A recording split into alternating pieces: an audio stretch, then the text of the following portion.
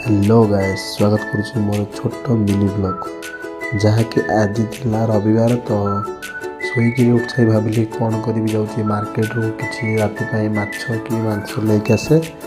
तो यह भाभी कि गली मार्केट रे जाए पहुँचिकी सेठू देखला बेलू माछ ये फास्ट देखी बंद था। तो सैया भावी मुझे आगू जाऊँगी परिया माछ किसी आनबी एमती भाविक आग को चलली।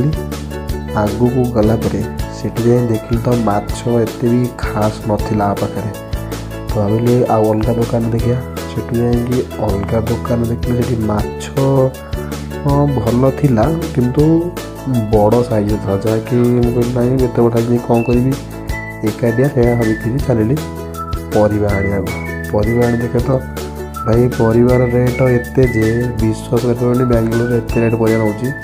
तो मुझे 100 टंका आपण आनी गोटे बड़ बैग फुल कर देखो आपको तो कहूँ गोटे बड़ बैग मुझे 100 टंका परिया फुल कर आनी जापारे से हिसाब से केते परिया रेट होता एतिक परिया को आपण मान गाँव केते परिया रेट प्लीज कमेंट करूँ।